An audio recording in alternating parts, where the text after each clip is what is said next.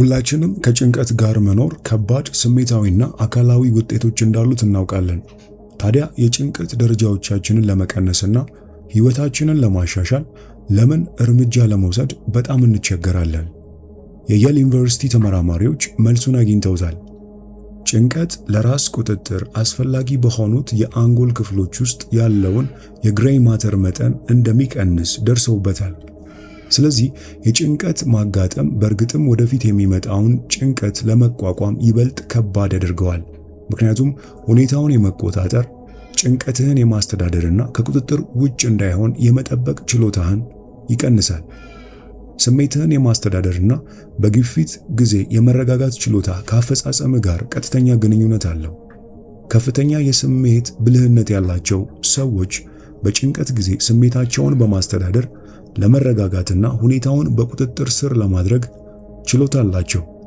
ስለ ጭንቀት ማለትም ከሱ ጋር ስለሚመጣው ድንጋጤ አስቸጋሪው ነገር ፍጹም አስፈላጊ ስሜት መሆኑ ነው።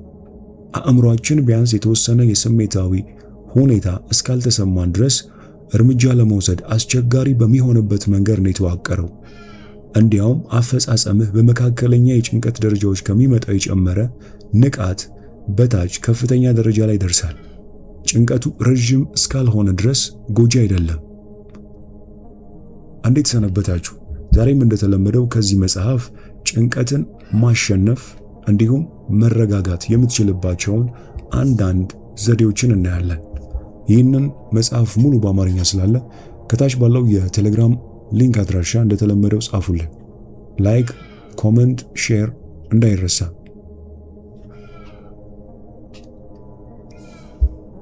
በካሊፎርኒያ ዩኒቨርሲቲ ተመራማሪዎች መካከለኛ የጭንቀት ደረጃዎችን በማጋራት ጥሩ ጎን እንዳላቸው ገልጸዋል። ይህም ጭንቀትን በቁጥጥር ስር ማዋል ምን ያህል አስፈላጊ እንደሆነ ያጠናክራል። የድህረ ዶክትሬት ትምህርት ክፍል ባልደረባ ኤልዛቤት ከርቢ የተመራው ይህ የጥናት ቡድን የጭንቀት መጀመር አንጎልን ለተሻሻለ የማስታወስ ችሎታ ተጠያቂ የሆኑ አዳዲስ ሴሎችን እንዲያበቅል እንደሚያስችለው ደርሶበታል። ሆኖም ይህ ተጽዕኖ የሚታየው ጭንቀቱ አልፎ አልፎ ሲሆን ብቻ ነው።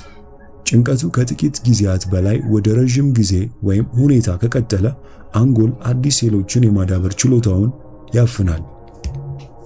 ተመራማሪዋ ከርቢ አልፎ አልፎ የሚከሰቱ አስጨናቂ ሁኔታዎች አንጎልን የበለጠ ነቅቶ እንዲቆይ የሚያደርጉ ይመስለኛል። ንቁ ስትሆን በተሻለ ሁኔታ ትሰራለህ ስትል ተናግራለች።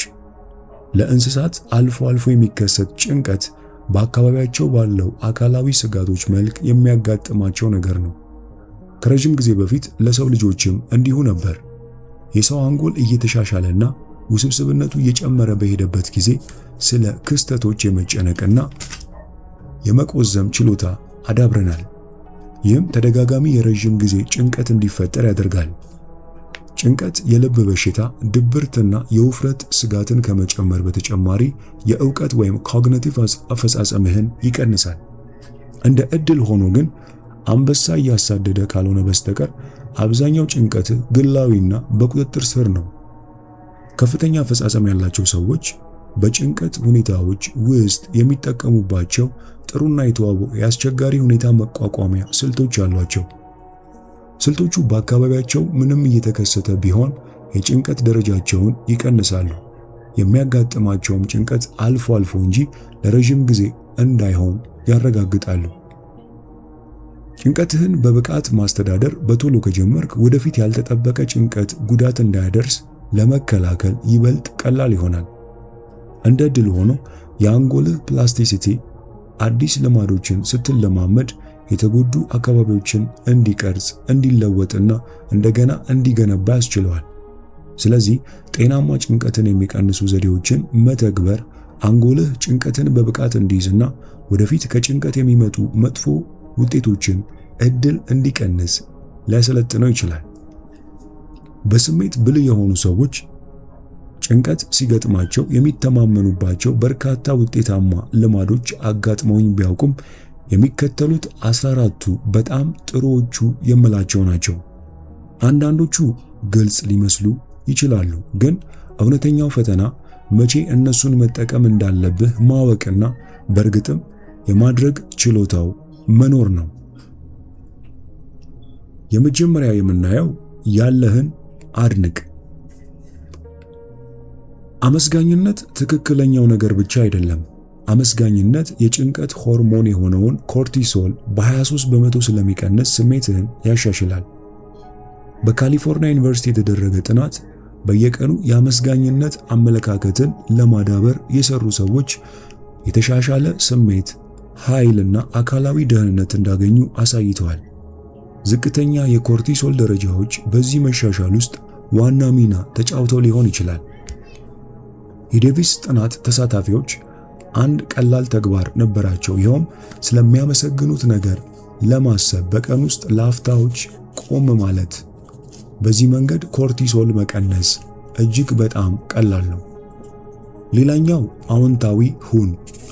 አዎንታዊ ሐሳቦች የአንጎልህን ትኩረት ሙሉ በሙሉ ከጭንቀት ነፃ በሆነ ነገር ላይ በማተኮር ጭንቀትን አልፎ አልፎ እንዲሆን ይረዳሉ። የሚንከራተተውን አንጎልህን በንቃት ልታስብበት የምትችለው አዎንታዊ ነገር በመምረጥ መርዳት ስትችል ነው። ማንኛውም አዎንታዊ አስተሳሰብ ትኩረትህን ለመቀየር ይረዳል። ነገሮች በጥሩ ሁኔታ ሲሄዱና ስሜትህ ጥሩ ሲሆን አዎንታዊ ሐሳብ ማግኘት በአንጻራዊነት ቀላል ነው። ነገሮች በመጥፎ ሁኔታ ሲሄዱና አእምሮ በአሉታዊ ሐሳቦች ሲጥለቀለቅ ግን ፈተና ሊሆን ይችላል። በእነዚህ ጊዜያት ስለ ቀንህ አስብና ምንም ያህል ትንሽ ቢሆን አንድ ጥሩ ነገር ወይም አዎንታዊ ነገር ለይ። ስለ ዛሬው ቀን ምንም ነገር ማሰብ ካልቻልክ ስለ ቀድሞው ቀን ወይም ስለ ቀድሞው ሳምንት አሰላስል፣ ወይም ምናልባት ትኩረት ልታደርግበት የምትችለውን አስደሳች ክስተት በጉጉት እየጠበቅ ይሆናል። እዚህ ያለው ነጥብ ሐሳቦች አሉታዊ ሲሆኑ ትኩረትን ለመቀየር ዝግጁ የሆነ አዎንታዊ ነገር ሊኖር ይገባል የሚል ነው። በለንደን ዩኒቨርሲቲ ኮሌጅ የተደረገ ጥናት አዎንታዊ እንድትሆን ተጨማሪ ተነሳሽነት ሊሰጥ ይችላል። እዛ ያሉ ተመራማሪዎች አሉታዊ አስተሳሰብ ያላቸው ሰዎች በ4 ዓመት ጊዜ ውስጥ የእብደት ህመምን የማስተናገድ ከፍተኛ ዕድል እንዳላቸው አግኝተዋል። እንደ ጥናቱ ከሆነ ያጋጠማቸው ብቸኛው ችግር እብደት ብቻ አይደለም። ስላለፈውና ስለ ወደፊቱ የተጨነቁ ሰዎች በአንጎላቸው ውስጥ የበለጠ የፕላስቲክ ክምችት አዳብረዋል። የበለጠ የማስታወስ እክል ነበራቸውና ከአዎንታዊ ሰዎች የበለጠ የእውቀት ማሽቆልቆል አጋጥሟቸዋል። እንዲህ ቢሆንስ ብለህ መጠየቅን አስወግድ። እንዲህ ቢሆንስ የሚሉ መግለጫዎች በጭንቀትና በስጋት እሳት ላይ ቤንዚንን ያርከፈክፋሉ። ነገሮች በሚሊዮን በሚቆጠሩ የተለያዩ አቅጣጫዎች ሊሄዱ ይችላሉ። ስለ ዕድሎች በመጨነቅ የበለጠ ጊዜ ባጠፋ መጠን የሚያረጋጋህንና ጭንቀትህን በቁጥጥር ስር የሚያደርግ እርምጃ ለመውሰድ የምትጠቀመው ጊዜ ያነሰ ይሆናል። የተረጋጉ ሰዎች እንዲህ ቢሆንስ ብለው መጠየቅ የማይፈልጉ ወይም የማያስፈልጋቸው ወደ ሆነ ቦታ ብቻ የሚወስዳቸው ስለሚያውቁ ነው። የተወሰነውን እንዲህ ቢሆንስ ለመተው ችግር ካጋጠመ እውን ቢሆን የእርምጃ ዕቅድህን ለማሰብ ትንሽ ጊዜ ውሰድ እና ቀጥል። ሌላኛው ግንኙነትህን አቋርጥ።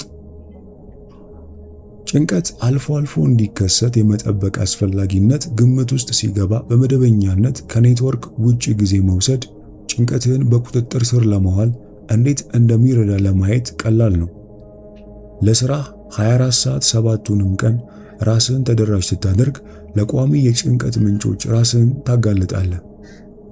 ራስህን ከመስመር ውጭ እንድትሆንና ስልክህን እንድታጠፋ ማስገደድ ለቋሚ የጭንቀት ምንጭ ለሰውነት እረፍት ይሰጣል። ጥናቶች እንደሚያሳዩት እንደ ኢሜይል እረፍት ያለ ወይም እንደ ሶሻል ሚዲያ እረፍት ያለ ቀላል ነገር የጭንቀት ደረጃዎችን ሊቀንስ ይችላል። ቴክኖሎጂ ቋሚ ግንኙነትና 24 ሰዓት 7ቱንም ቀን ተደራሽ መሆን አለብህ የሚለውን እንድትጠብቅ ያደርግሃል። ሐሳብህን የሚቀይርና ስለ ሥራ እንድታስብ ማለትም እንዲጨንቅ የሚያደርግ ማንኛውም ኢሜይል በማንኛውም ጊዜ በስልክ ላይ ሊመጣ ስለሚችል ከሥራ ውጭ ከጭንቀት ነፃ የሆነ ጊዜ አግኝቶ መደሰት እጅግ በጣም ከባድ ነው። በሳምንቱ ቀናት ምሽቶች ከሥራ ጋር ከተያያዙ ግንኙነቶች ራስህን ማላቀቅ በጣም ትልቅ ፈተና ከሆነብህ ቅዳሜና እሁድስ ገመዱን የምትቆርጥበትና ከመስመር ውጭ የምትሄድበትን የጊዜ ብሎኮች ምረጥ። እነዚህ ረፍቶች ምን ያህል መንፈስን የሚያድሱ እንደሆኑና በሳምንታዊ መርሃ ግብር ውስጥ አእምሮን በማደስ ጭንቀትህን እንዴት እንደሚቀንሱ ስታይ አእምሮን በማደስ ትገረማለህ። ይህን እርምጃ በመውሰድ ስለሚመጣው አሉታዊ ውጤት የምትጨነቅ ከሆነ ምናልባትም እሁድ ጠዋት ለመሞከር ወስን። በእነዚህ እረፍቶች ይበልጥ ምቾት ሲሰማህና የሥራ ባልደረቦችህ ከመስመር ውጭ ጊዜ እንደምታሳልፍ መቀበል ሲጀምሩ ከቴክኖሎጂ ርቀህ የምታጠፋውን የጊዜ መጠን በቀስ በቀስ አስፋ። የሚያነቃቁ ነገሮችን አወሳሰድህን ገድብ። ካፊን መጠጣት ወይም ቡና መጠጣት አድሬናሊን የሚባል ሆርሞን ወደ ደማችን እንዲለቀቅ ያደርጋል። አድሬናሊን የተዋጋ ወይም አምልጥ ምላሽ ምንጭ ነው። አደጋ ሲያጋጥምህ ቆመ እንድትጋፈጥ ወይም ሮጠ እንድታመልጥ የሚያስገድድ የመዳን ዘዴ ነው። ተዋጋ ወይም ሽሽ ዘዴው በፍጥነት ምላሽ በመስጠት ምክንያታዊ አስተሳሰብ ያልፋል። ይህ አካሄድ አደገኛ አውሬ እያሳደደ ሲሆን ድንቅ መንገድ ነው፣ ነገር ግን ለአጭር ኢሜል ምላሽ ለመስጠት ሲሆን ጥሩ አይደለም። ካፊን አንጎልህንና ሰውነትህን ወደዚህ ከመጠን በላይ ወደ ተነሳሳ የጭንቀት ሁኔታ ሲያስገባ ስሜቶችህ ከባህሪ ይበልጥ ካፊን የሚፈጥረውን ጭንቀት ረዥም ጊዜ የሚቆይ ነው፣ ምክንያቱም ከሰውነትህ ለመውጣት የሚወስድበት ጊዜ ከፍ ያለ ነው። ሌላው በቂ እንቅልፍ ተኛ። ይህንን ነገር በዓመታት ውስጥ ደጋግሜ ተናግሬያለሁ። የስሜት ብልህነት ለመጨመርና የጭንቀት ደረጃን ለማስተዳደር ስለ እንቅልፍ አስፈላጊነት በበቂ ሁኔታ መናገር አልችልም። ስትተኛ አንጎልህ በጥሬው እንደገና ይሞላል። ስለዚህ ነቅተህና ግልጽ አእምሮ ይዘህ ትነሳለህ። በቂ ወይም ትክክለኛውን አይነት እንቅልፍ ሳታገኝ ስትቀር ራስን መግዛት፣ ትኩረትና ማስተዋል ሁሉም ይቀንሳሉ። የእንቅልፍ እጦት ጭንቀት ሳይኖር እንኳን የጭንቀት ሆርሞን ደረጃዎችን ይጨምራል። አስጨናቂ ፕሮጀክቶች ለመተኛት ጊዜ እንደሌለ እንዲሰማ ያደርጉ ይሆናል፣ ነገር ግን ምቹ የሆነ የሌሊት እንቅልፍ ለማግኘት ጊዜ መውሰድ ነገሮችን በቁጥጥር ስር እንዳታደርግ የሚከለክልህ አንዱ ነገር ሊሆን ይችላል። ብዙዎቻችን ተገቢ የእንቅልፍ ንጽህና ምን እንደሆነ ወይም ለምን እንዲህ አይነት ደካማ እንቅልፍ እንዳለን አናውቅም። አመለካከትህን ቀይር። ጭንቀትና ስጋት በክስተቶች ላይ ባለን የተዛባ ግንዛቤ የሚደገፉ ናቸው። እውነታ የሌላቸው የጊዜ ገደቦች፣ ይቅር የማይባሉ አለቆችና ከቁጥጥር ውጭ የሆነ ትራፊክ ሁልጊዜ የጭንቀት ምክንያቶች እንደሆኑ ለማሰብ ቀላል ነው። ሁኔታዎችን መቆጣጠር አትችልም፣ ነገር ግን ለነሱ የምትሰጠውን ምላሽ መቆጣጠር ትችላለህ። ስለዚህ በሆነ ነገር ላይ ብዙ ጊዜ ወስደህ ከማሰብ በፊት ሁኔታውን ወደ አመለካከት ለማስገባት 1 ደቂቃ ውሰድ። ይህን መቼ ማድረግ እንዳለብህ እርግጠኛ ካልሆንክ ጭንቀትህ ከሁኔታው ጋር ተመጣጣኝ ላይሆን እንደሚችል የሚያሳዩ ፍንጮችን ለመፈለግ ሞክር። ሁሉም ነገር እየተበላሸ ነው ወይም ምንም አይሳካም ያሉ ሰፊና ጠቅለል ያሉ መግለጫዎችን እየተጠቀምክ ከሆነ ሁኔታውን እንደገና መቅረጽ አለብህ። ይህን ውጤታማ ያልሆነ የአስተሳሰብ ዘዴ ለማስተካከል በጣም ጥሩ መንገድ በእርግጥ እየተበላሹ ወይም እየተሳኩ ያልሆኑ የተወሰኑ ነገሮችን መዘርዘር ነው። ምናልባትም ጥቂት ነገሮች ብቻ ታገኛለህ። የእነዚህ ጭንቀቶች ስፋት ደግሞ በመጀመሪያ ካየኸው አንጻር በጣም የተገደበ ይሆናል። በቂ አየር ውሰድ። ጭንቀትን አልፎ አልፎ እንዲሆን ለማድረግ በጣም ቀላሉ መንገድ መተንፈስ ነው። ከመተንፈስ ጋር በቅጽበት መሆንን መለማመድ አንጎልህ አሁን ባለው ስራ ላይ እንዲያተኩርና የጭንቀት ሸክሙን ከጀርባህ ላይ እንዲያወርድ ያሰለጥነዋል። ጭንቀት ሲሰማ በአተነፋፈስ ላይ ለማተኮር ጥቂት ደቂቃዎች ውሰድ። በሩን ዝጋ፣ ሌሎች የሚረብሹ ነገሮችን አስወግድና ወንበር ላይ ተቀመጥ እና ተንፈስ። ግብህ ሙሉ ጊዜህን በመተንፈስ ላይ በማተኮር አእምሮህን ከመንከራተት ማዳን ነው። ወደ ውስጥ መተንፈስና ወደ ውጭ መተንፈስ እንዴት እንደሚሰሙ አስብ። ይህ ቀላል ይመስላል፣ ግን ከ1 ወይም 2 ደቂቃ በኋላ ለማድረግ ከባድ ነው። በመከላከል በሌላ ሐሳብ ብትጠለፍ ምንም አይደለም። ይህ በመጀመሪያ ላይ ይከሰታልና ትኩረትህን ወደ መተንፈስህ መለስ አድርገው። በመተንፈስ ላይ ትኩረት ለመስጠት ከተቸገርክ እስከ 20 እስክትደርስ ድረስ እያንዳንዱን እስትንፋስን ወደ ውስጥና ወደ ውጭ ለመቁጠር ሞክር። ከዚያም እንደገና ከአንድ ጀምር። ቆጠራህን ብትሳሳት አትጨነቅ፣ ሁልጊዜ እንደገና መጀመር ትችላለህ። ይህ ልማድ በጣም ቀላል እንዲያውም ትንሽ ሞኝነት ሊመስል ይችላል። ነገር ግን በኋላ ምን ያህል መረጋጋት እንደሚሰማና በአእምሮ ውስጥ በዘላቂነት የሰፈሩ የሚመስሉ የሚረብሹ ሐሳቦችን ማስለቀቅ ምን ያህል ቀላል እንደሆነ ስትመለከት ትገረማለህ። አይ በል። በካሊፎርኒያ ዩኒቨርሲቲ የተደረገ ጥናት አይ ወይም ኖ ማለትን በጨመርክ መጠን ጭንቀት፣ ድጋምና ድብርትን የመለማመድ ዕድል እንደሚጨምር አሳይቷል። አይ ማለት ለብዙ ሰዎች ትልቅ ፈተና ነው። አይ ኃይለኛ ቃል ነው። ቃሉም ለመጠቀም መፍራት የለብህም። አይ ለማለት ጊዜው ሲደርስ የምችል አይመስለኝም ወይም እርግጠኛ አይደለሁም ያሉ ሐረጎችን አስወግድ። በአዲስ ቁርጠኝነት ኖ ወይም አይ ማለት ቁርጠኝነትህን ያከብርልሃል፣ በተሳካ ሁኔታ እንድትፈጽማቸው ዕድል ይሰጥሃል። መርዛማ ሰዎችን ገለል አድርግ። አስቸጋሪ ሰዎችን መቋቋም የሚያበሳጭ፣ አድካሚና በጣም አስጨናቂ ነው። ስሜትህን በመግታት ከመርዛማ ሰዎች ጋር ያለህን ግንኙነት መቆጣጠር ትችላለህ። መርዛማ ሰውን መጋፈጥ ሲኖርብህ ሁኔታውን በአእምሮ ተመልከት። ስሜትህን ለይ። ንዴት ወይም ብስጭት በግርግር ላይ እንዲጨምር አትፍቀድ። በተጨማሪም መፍትሄዎችንና የጋራ መግባባትን ማግኘት እንድትችል የአስቸጋሪውን ሰው አመለካከትና እይታ አስብ። ነገሮች ሙሉ በሙሉ ከቁጥጥር ውጭ ሲሆኑ ወደ ታች እንዳይጎትቱ መርዛማውን ሰው ተወው። ይህ ለመናገር ቀላል፣ ለትግበራ ደግሞ ከባድ ነው። ለዚህም ነው መርዛማ ሰዎችን ገለል ለማድረግ ይህንን ዘዴ መጠቀም ያለብህ። ቂም አትያዝ። ቂም ከመያዝ ጋር የሚመጡት አሉታዊ ስሜቶች በእርግጥም የጭንቀት ምላሽ ናቸው። ስለ ክስተቱ ማሰብ ብቻ ሰውነትህን ወደ ተዋጋ ወይም ሽሽ ሁኔታ ያስገባዋል። ስጋቱ ቅርብ ሲሆን ይህ ምላሽ ለመዳን አስፈላጊ ነው። ነገር ግን ስጋቱ የጥንት ታሪክ ሲሆን ያንን ጭንቀት መያዝ በሰውነት ላይ ውድመትና በጊዜ ሂደት ከባድ የጤና መዘዝ ሊያስከትል ይችላል። እንዲያውም በኤሞሪ ዩኒቨርሲቲ ተመራማሪዎች ጭንቀትን መያዝ ለከፍተኛ የደም ግፊትና ለልብ በሽታ አስተዋጽኦ እንደሚያደርግ አሳይተዋል። ቂም መያዝ ማለት ጭንቀት እየያዝክ ነው ማለት ነው። በስሜት ብልህ የሆኑ ሰዎች በማንኛውም ዋጋ ይህን ማስወገድ እንዳለባቸው ያውቃሉ።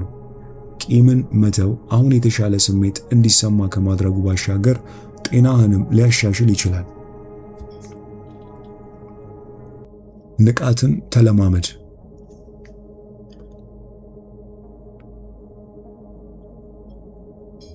ንቃተ ህሊና የማይታዘዙ ሐሳቦችንና ባህሪዎችን እንድትቆጣጠር የሚረዳ ቀላል በምርምር የተደገፈ የሜዲቴሽን አይነት ነው። ንቃተ ህሊናን በመደበኛነት የሚለማመዱ ሰዎች ይበልጥ ያተኩራሉ። በቁጥጥር ስር ያለመሆን ስሜትን እንድትቀንስ ስለሚረዳ ጭንቀትን ለመቀነስ እጅግ በጣም ጥሩ ዘዴ ነው። በመሰረቱ ንቃተ ህሊና ከአንድ ሐሳብ ወደ ሌላው ከመዝለል እንድታቆም ይረዳሃል። ይህም በአሉታዊ ሐሳቦች ላይ ለመቆዘም ይከለክልሃል። በአጠቃላይ ሥራ የሚበዛበት ቀንህን በመረጋጋትና በውጤታማነት ለማሳለፍ ጥሩ መንገድ ነው። ነፃ ጊዜን ማዋቀር ጭንቀትን ይቀንሳል። ጭንቀት በጭራሽ በማትጠብቀው ጊዜ ወደ አንተ የመምጣት አስገራሚ መንገድ አለው። እንዴት ምላሽ እንደምትሰጥ ማወቅ የጦርነቱ ግማሽ አካል ብቻ ነው። በጭንቀት ላይ ያለውን ጦርነት ለማሸነፍ ሚስጥሩን ሳትረዳ እና ምናልባትም ሳትጨነቅ የምታደርገው ነገር ውስጥ ነው። ነፃ ጊዜህን በጥበብ ማዋቀር አለብህ። ያለበለዚያ ጭንቀትህን ከመቀነስ ይልቅ ሊያባብሱ ወደሚችሉ መጥፎ ልማዶች ስር ትወድቃለህ። እኔ 7 ሕጎችን በጥብቅ በመከታተል ጊዜዬን አዋቅራለሁ። እነዚህ ሕጎች ድንቅ ሥራዎችን ይሰራሉ። በእርግጥ ሁላችንም ሥራ በዝቶብናል። ነገር ግን ከ80 እስከ 90 ሰዓት በሳምንት እየሰራ ከሆነ ከሥራ ውጭ ያለህን ጊዜ በጥበብ ለመጠቀም ጉልበት ወይም ትኩረት አይኖርህም። ያንን ያህል መስራት ምንም ፋይዳ የለውም።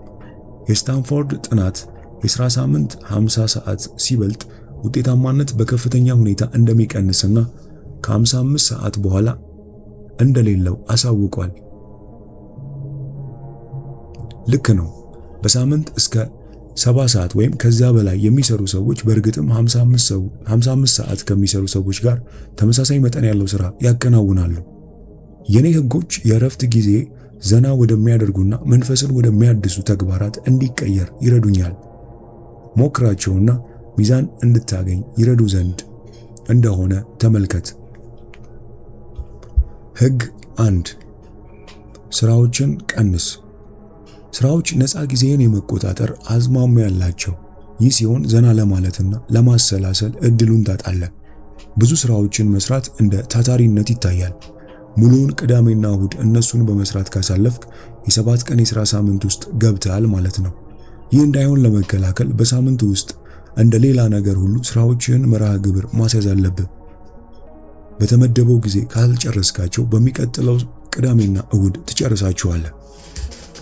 ህግ 2 ስፖርት ስራ። በሳምንቱ ውስጥ ስፖርት ለመስራት ጊዜ የለህም? ይህን ለማድረግ በየሳምንቱ መጨረሻ 48 ሰዓታት አለ። ሰውነትህን ለ10 ደቂቃ ያህል ማንቀሳቀስ ጭንቀትን የሚቀንስ ገንቢ የነርቭ አስተላላፊ የሆነውን GABAን ወደ ደማችን ይለቃል። ስፖርት አዳዲስ ሐሳቦችን ለማምጣት በጣም ጥሩ መንገድ ነው። ፈጣሪዎችና ሌሎች ስኬታማ ሰዎች ከቤት ውጭ መሆን ብዙውን ጊዜ ፈጠራን እንዲያቀጣጥል ያውቃሉ። ምርጥ ሐሳቦች የሚመጡልኝ በውሃ ላይ ስቀዝፍ እንደሆነ አውቃለሁ። በውቅያኖስ ውስጥ ሲሆን አነቃቂ እንቅስቃሴና የመፍጠር ፍላጎት ያለው አካባቢ ይፈጠራል። እየሮጥክ ብስክሌት እየነዳ ወይም አትክልት ቦታ እየሰራም ቢሆን ስፖርት ወደ ውስጣዊ ምርምር ይመራሃል።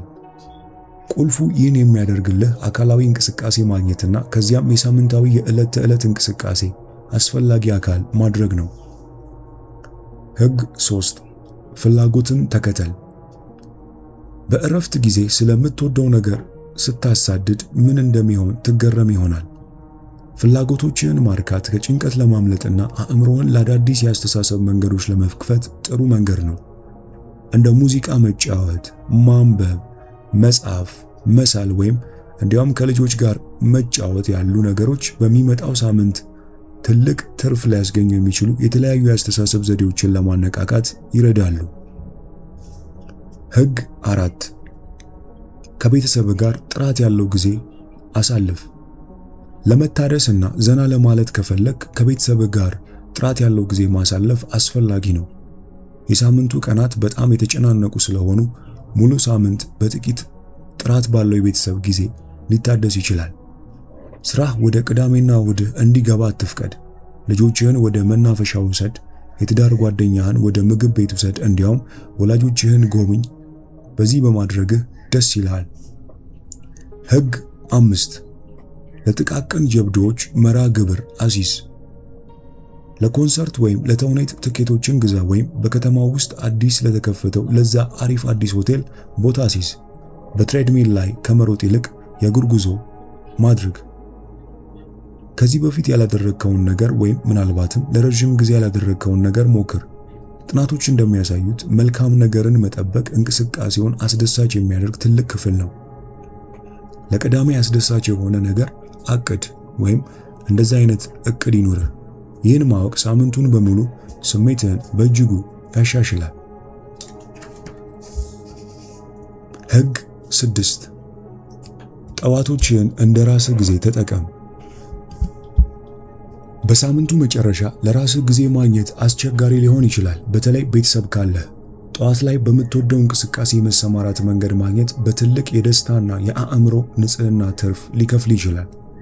ከእንቅልፍ ከተነሳ ከ2 እስከ 4 ሰዓታት በኋላ አእምሮ ከፍተኛ አፈጻጸም ላይ ይደርሳል።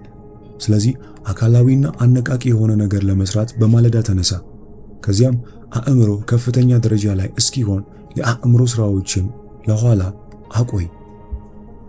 ህግ 7 እና የመጨረሻው ለሚመጣው ሳምንት ተዘጋጅ። የሚመጣውን ሳምንትህን በማቀድ ጥቂት ጊዜ ለማሳለፍ ቅዳሜና እሁድ ጥሩ ጊዜ ነው። እስከ 30 ደቂቃዎች የሚደርስ እቅድ ማውጣት ውጤታማነትን በማሳደግና ጭንቀት በመቀነስ ላይ ትልቅ ትርፍ ሊያስገኝ ይችላል። ከእቅድ ጋር ስትገባ ሳምንቱ ይበልጥ የሚስተካከል ሆኖ ይሰማሃል። ምክንያቱም ማተኮር ያለብህ በአፈጻጸም ላይ ብቻ ይሆናል። ሳምንታዊ ነጸብራቅ ለመሻሻል ኃይለኛ መሳሪያ ነው። ኢንዱስትሪህን፣ ድርጅትህን፣ ስራህን እየቀረሱ ያሉትን ትላልቅ ኃይሎች ለማሰብ ቅዳሜና እሁድን ተጠቀም። ከሰኞ እስከ ዓርብ ስራ ከሚበዛበት መዘናጋት ውጭ ነገሮችን በአዲስ እይታ ማየት መቻል አለብህ።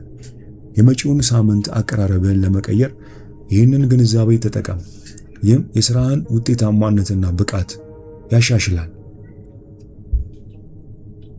ቀደም ሲል ያየናቸውን የዚህን ክፍል ማጠቃለያ በዚህ መልክ እንቋጨው። በከፍተኛ የጭንቀት ደረጃዎች እየኖርክ ከሆነ ምናልባትም አሳዛኝ ነህ። በእርግጥ እንደ ደህንነት እየተጎዳ ነው። ጭንቀት ከባድ ውጤቶች እንዳሉት ሁላችንም እናውቃለን። ጭንቀትን በብቃት ማስተዳደር ለአብዛኞቻችን ፈተና ነው። ብዙ የስሜት ብልህነት ይጠይቃል። ዊሊያም ጄምስ በጭንቀት ላይ ያለን ትልቁ መሳሪያ አንድን ሐሳብ በሌላው ላይ የመምረጥ ችሎታችን ነው ሲል ተናግሯል። በዚህ ክፍል ውስጥ ያሉት ልማዶች ትክክለኛ ምርጫዎችን እንድታደርግና ጭንቀትህን በቁጥጥር ስር እንድታውል ይረዳሃል። በዚህ ክፍል ውስጥ ያሉ ልማዶች ቀላል መስለው ቢታዩም አእምሮህ በጭንቀት በተሸፈነ ጊዜ ለመተግበር አስቸጋሪ ናቸው። በሚቀጥለው ጊዜ ጭንቅላትህ ሲሽከረከር እነሱን ለመምከር ራስን አስገድድና ስርዓት ካለው የጭንቀት አስተዳደር ጋር የሚመጡትን ጥቅሞች ታገኛለህ። ቀደም ሲል ያየናቸውን 14 ጭንቀትን የመቆጣጠር ዘዴዎች እንዲሁም 7ቱን ሕግጋት በመጠቀም አእምሮህን ከጭንቀት ነፃ በማድረግ ለራስህ ኃይል መጠቀም ትችላለህ። በነገራችን ላይ ይህ መጽሐፍ ሙሉ በአማርኛ ስላለ የምትፈልጉ ብቻ ከታች ባለው የቴሌግራም ሊንክ አድራሻ አሁኑኑ ጻፉልን። ቪዲዮውን ላይክ፣ ሼር እንዲሁም ቻናሉን ሰብስክራይብ ማድረግ አይዘንጋ። በሚቀጥለው ጊዜ እንዲና መሰል ህይወት ለዋጭ መጽሐፎችን ወደ እናንተ ይዘን እስክንቀርብ ድረስ ቸርን ሰንብት።